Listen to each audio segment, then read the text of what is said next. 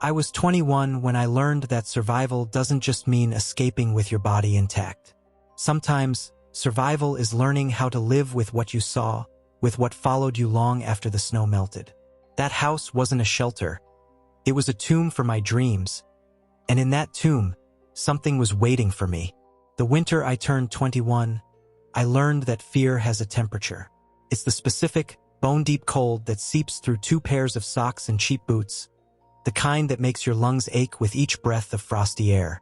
I'd moved into the terrace house on the outskirts of Newcastle for the silence and the cheap rent, a desperate bid for sanity in my final, frantic year of university. The house was a relic, peeling wallpaper, rattling windows, a furnace in the basement that sounded like a dying animal. But it was mine, a sanctuary from dormitory chaos. For a week, the snow fell relentlessly, draping the world in a muffled, sterile white. The silence within the old walls was profound, a companion to my solitude. I convinced myself this was strength, independence. The night it shattered, I was trudging home from a closing shift at the cafe, exhausted, my tips a meager collection of coins. The streets were deserted, the snow falling in steady, thick flakes. Cutting past the desolate bus stop, I saw him. He was sitting perfectly still on the low stone wall, his clothes matted with what looked like dried mud or old dust. His face was turned toward the street lamp, and the light rendered his skin a ghastly, bloodless white. But it was his eyes. They were wide, unblinking, and utterly vacant. They tracked me with a predator's focus as I passed. A jolt of pure adrenaline shot through me. Don't run, don't panic, I chanted in my head, quickening my pace until I was almost sprinting. By the time I fumbled my key into the front door lock, my hands were trembling violently. Inside, I slammed the deadbolt and leaned against the wood, trying to slow my hammering heart. Just a strange man, I reasoned. A drunk, a homeless person seeking shelter. Nothing more. I hung up my coat, cranked the rattling radiator, and knelt before it, willing warmth back into my fingers. That's when the house offered its first betrayal. A single, heavy thud from directly above me. The sound was all wrong. Too solid for a settling pipe, too deliberate for the wind. The silence that followed was thicker, heavier, waiting. I was the only one here. I had to be the one to check. Each step up the staircase was a negotiation with terror, the old board's groaning accusations. The hallway was a tunnel of shadows. And there, the door to the unused spare bedroom stood open by 3 inches. I was certain I'd kept it closed. Hello! My voice was a fragile thing, cracking in the stillness. Silence. I pushed the door open with my foot. The room was dark, the streetlight outside casting long, skeletal shadows. My gaze dropped to the floor. There, leading from the doorway to the window, was a trail of fresh, damp boot prints. My breath vanished. I lunged for the window, yanking the curtain aside. He stood in the very center of the snow-blanketed garden, head tilted up. His pale face was a moon in the darkness, those same dead eyes locked unerringly on mine through the glass. He didn't move. He didn't blink. He just stared, as if he'd been waiting for me to find him. A sound escaped me, a whimper of pure, undiluted fear. I stumbled backwards, scrambling for my phone. My friend's voice on the line was an anchor. Call the police. Now, I'll stay on. My fingers, numb and clumsy, tried to dial. As I pressed the first digit, the overhead light flickered. Once, twice.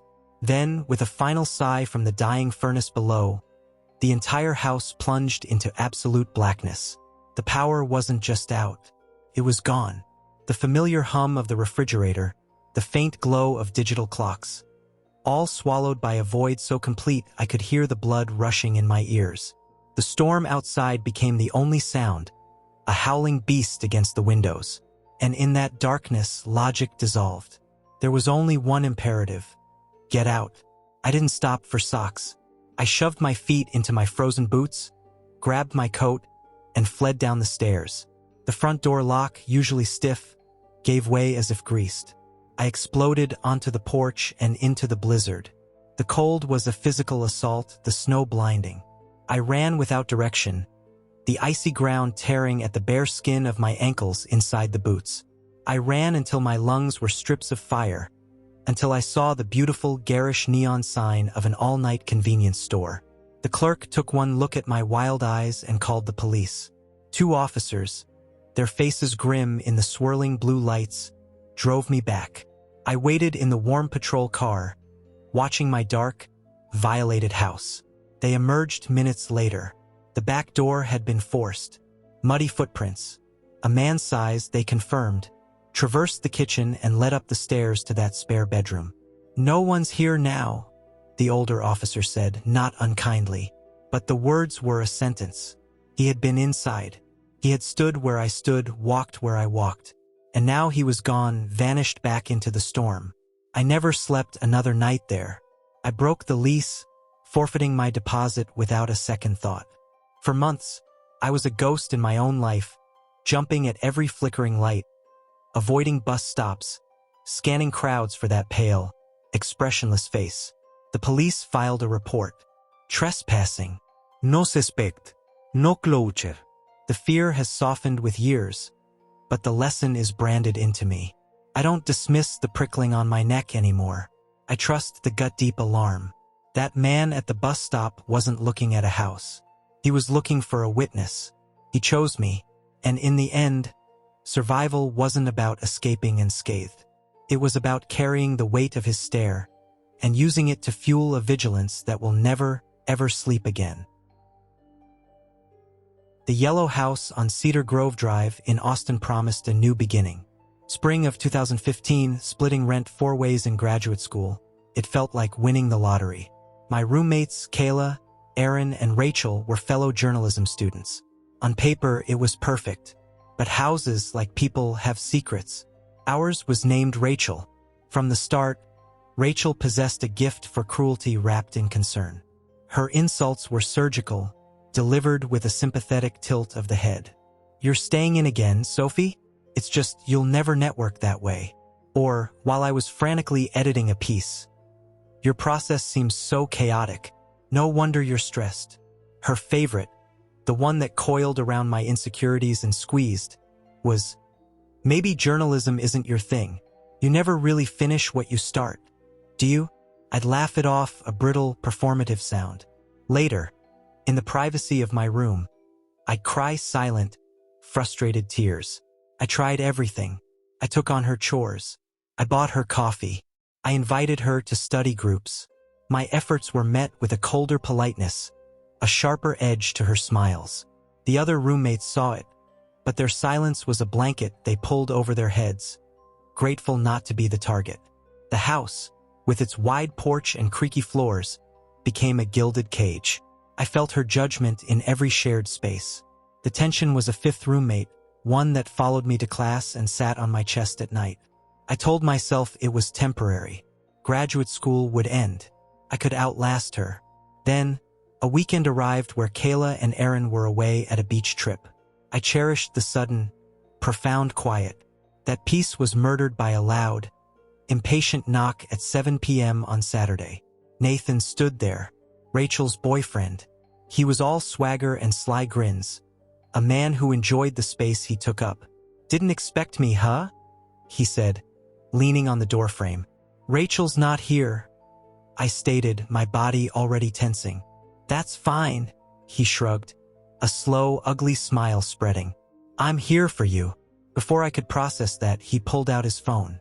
The photos he showed me turned my blood to ice. They were of me, in my bedroom, reading on my bed, changing my shirt, my back to the window. They were taken through the thin gap in my curtains, from the yard outside. "Play nice, or Rachel gets these," he whispered, his breath smelling of stale coffee. "And trust me, she won't see a victim. She'll see a threat." The violation was absolute. My one safe space had been turned into a peep show. Blind rage and terror warred inside me. I shoved him back with a strength I didn't know I had and slammed the door, locking it. I slid to the floor, shaking uncontrollably. I called Rachel. It went straight to voicemail. The digital attack came hours later. The photos, now with suggestive, captioned arrows drawn on them, appeared in our group chat. The message from Rachel was immediate. "Wow, Sophie, trying to steal my boyfriend now? This is next level pathetic. Pack your things." My explanations were drowned out. Kayla and Aaron's texts were cautious, neutral. They didn't want the drama to splash onto them. I was isolated, branded a liar and a homewrecker in my own home. That night, curled in a ball on my bed, a strange calm descended through the despair. This wasn't just meanness. This was eradication. And they had made one fatal mistake. They thought I would break and run. A colder, harder version of myself clicked into place. I would not run. I would burn it all down. The plan was simple. I texted Nathan, "We need to talk. Cafe on 5th, 3 p.m. He agreed, his reply dripping with condescending triumph. I arrived early, my phone's voice memo app already recording in my jacket pocket. He swaggered in, expecting a surrender. I played the part, scared, confused, defeated. "Why, Nathan?" I asked, letting my voice tremble. "Why me?" He leaned back, sipping his latte, the picture of arrogance. "Look, don't take it personal. Rachel wanted you gone. Said you were dead weight, a drag on the house vibe. This was just the fastest way to help her out. A little scandal, you'd be too embarrassed to stay." He chuckled. "Efficient, right?" Every word was gold. I let him talk a little more, etching his conspiracy in digital stone. Then I left, the audio file saved and backed up in 3 separate places. The detonation was methodical. I didn't just send it to the roommates. I sent it to Rachel's parents, whose number I had from a house emergency list. I sent it to the director of her prestigious internship at the local news station. I sent it to our department head and a select few classmates she was always trying to impress. I attached no commentary, just the recording. The title of the file, "The Truth About Cedar Grove." The fallout was swift and spectacular. Rachel's frantic, screaming denial in the kitchen the next day was meaningless. The proof was in her own boyfriend's voice. Her internship evaporated by noon. Nathan, exposed as a creep and a pawn, was dumped publicly. Kayla and Aaron approached me with mumbled, shame-faced apologies about staying out of it. I didn't offer forgiveness. I just packed. As I carried the last box to my car, I looked at the porch where I dreamed of a fresh start. It was just wood and paint now. The poison was gone. I drove to a small studio apartment, the silence now my own, earned. Rachel tried to salvage her reputation with half-truths and victim-blaming, but the recording was an unshakable truth. I learned that the most dangerous battles aren't against strangers in the night, but against those who smile as they dismantle you. And I learned that when your back is against the wall, the truth, captured and unleashed, is the most powerful weapon you will ever hold. My voice, once shaking, had become a cannon, and no one would ever make me silence it again. Willow Court wasn't just an apartment complex. It was an ecosystem. Kids on bikes, doors left unlocked, the smell of everyone's dinner mixing in the stairwells. By the time I was 22, it felt less like a community and more like a childhood skin I needed to shed. I needed to prove I could stand on my own. So when I found a listing for a narrow 2-story on Birchwood Lane, rent split with my cousin Noah, I jumped. Felt like a rite of passage. The house itself was a testament to cheap, peeling porch paint, a yard perpetually soggy with leaves, floorboards that sang a chorus of complaints. But it was ours. For the first few weeks, it was an adventure. Noah and I reveled in the unsupervised freedom, living on pizza and video game marathons. But the novelty wore thin, replaced by the street's unsettling character. Birchwood Lane was silent in a way that felt hungry. No laughing kids, no chatting neighbors. And directly across from us stood the source of its gravity, a completely boarded-up Victorian house. It wasn't just old, it was corpse-like. Ivy strangled its siding, the roof slumped in the middle, and the plywood over its windows gave it a permanent, blind glare. I tried to ignore it, to write it off as atmosphere. Then, one evening as autumn leaves skittered down the pavement, I saw him. A young man, painfully thin and pale, slipped out from the side of the boarded house.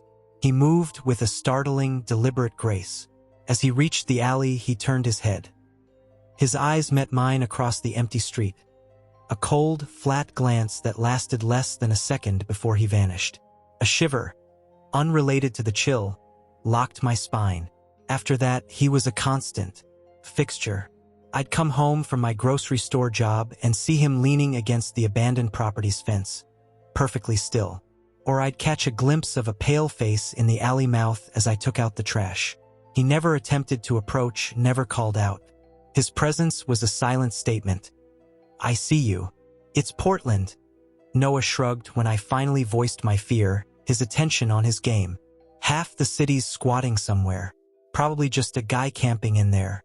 Don't get worked up. But it wasn't the fact of a squatter that chilled me. It was the specificity of his attention. When he watched, he wasn't scanning the street. His gaze was a laser pointed at me. At my door, my windows, my car. Evidence mounted. One night, I came home to fresh, muddy footprints on our porch steps. They were large, with a distinct tread pattern neither Noah nor I owned. Another day, an elderly neighbor, Mrs. Gable, stopped me as I collected mail. She pulled her cardigan tight, not looking at the house directly. "That young man," she said quietly, nodding her chin. "He's been there too long. He doesn't belong. You be careful, dear." Her warning settled in my stomach like a stone. I began altering my life. I took different bus routes home. I avoided walking past the alley after dark. I became a student of my own neighborhood, mapping its threats. Yet, no matter the path, the feeling of being observed persisted. One night, cutting through a shortcut, I heard footsteps behind me that perfectly matched my pace. I sped up. They sped up. I broke into a run, bursting onto the main road with my heart trying to crack my ribs. When I looked back, the alley was empty, silent. Noah's patience frayed. "You're just not used to living somewhere real," he snapped. "Willow Court coddled you. Not everyone out here is going to smile and wave. You're making yourself a victim in your head." His words stung because they carried a grain of truth. Was I manufacturing this? Letting fear paint a narrative on a blank canvas? The answer came on a night of relentless, cold rain. I woke around 2 a.m. to a slow, grating scrape against the glass. My sleep-addled brain suggested a tree branch, but the oak beside my window was bare. With a dread that felt like ice water in my veins, I slowly pulled back the curtain. He was there, perched on a thick lower limb of the oak tree, not 6 feet from my window. His body was crouched in a perfect, unsettling balance, knees bent, one hand gripping the branch above. Rain plastered his dark hair to his skull and streamed down his stark white face. He was angled toward my window, and as my movement caught his eye, he slowly tilted his head up. Our eyes met. His expression wasn't menacing in a cartoonish way. It was blank, yet intensely focused, curious even. He looked directly into my eyes, through the glass, into my darkened room, as if studying a fascinating insect in a jar. Time stopped. The sound of the rain faded. There was only the intimate, terrifying tableau of the watcher and the watched, held in the bubble of my bedside lamp's glow. A choked sound escaped my throat. I fumbled for my phone, my fingers numb, dialing 911 with trembling thumbs. The police arrived quickly, their lights painting the rain red and blue. They found the branch, bent and slick from his weight. They found fresh shoe prints in the mud below, matching the ones from my porch. They searched the boarded house. It was empty, they said. "Probably just a transient looking for a dry spot," one officer offered. "He's likely miles away by now." But he wasn't miles away. He was in my head. For the 2 weeks I stubbornly tried to stay, the house was no longer a home. It was a glass box under a microscope. Every creak was his footstep, every rustle of leaves his approach. I slept in fits, my body tense, my ears straining. I finally packed my bags. Returning to Willow Court felt like both a defeat and a profound relief. My mother didn't say, "I told you so." She just hugged me, and the familiar sounds of neighborly life were a balm. But I was changed. I now knew that independence isn't a trophy you win by gritting your teeth through palpable danger. True strength is the wisdom to accurately assess a threat and the courage to remove yourself from its path. The man in the tree taught me that some stairs are not invitations, but warnings. And the cheapest rent can come with the highest price of all, your sense of safety shattered pane by pane. The summer of 1997 is a scar on my memory, a season where the world shrank to the size of a threat. I was 15, and my family was unraveling. My dad's layoff loomed over our yellow house on Willow Lane like a storm cloud, the word downsizing a polite knife gutting our future. My brother Max, 12, clung to the artifacts of our childhood, the treehouse, the chalk-covered driveway, with a desperation that broke my heart. Our home was a ship taking on water, and we were all desperately bailing. But the true darkness wasn't inside our house. It lived next door, in the Harris family's squat, gray house. It was an eyesore of peeling paint and perpetually drawn blinds. Their father was a ghost, their mother non-existent. And then there were the sons. Luke, 17, all coiled tension and a smirk that didn't reach his cold eyes, and Caleb, my age but older in a way that had nothing to do with years. They were predators waiting in a shallow pond. The invitation, when it came, felt like a trap even then. Luke leaned over our shared fence one sticky June evening. "Hey, we're heading down to the creek. Got BB guns. Wanna come?" Max's eyes lit up. The promise of adventure, of anything that wasn't packing boxes, was too potent. Against every screaming instinct, I agreed. The creek was shadowy, buzzing with insects. The mood shifted the moment Luke unzipped his duffel bag. Inside, nestled in gray foam, were not BB guns. They were real pistols, heavy and oiled, catching the last bloody light of the sun. Max froze beside me, his small hand clutching my arm. "We don't want any part of that," I stammered.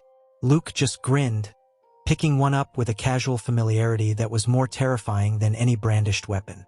He aimed at a rusted can and fired. The crack was a physical blow, shredding the twilight quiet. Birds exploded from the trees. "Scared?" he sneered. "Don't worry, we don't miss." Caleb joined in, their laughter sharp and joyless against the echo of gunshots. The smell of cordite stung the air. As Max and I edged backward, muttering excuses about dinner, Luke's grin vanished. He turned the pistol, not pointing it at me, but in my direction, his eyes locking onto mine.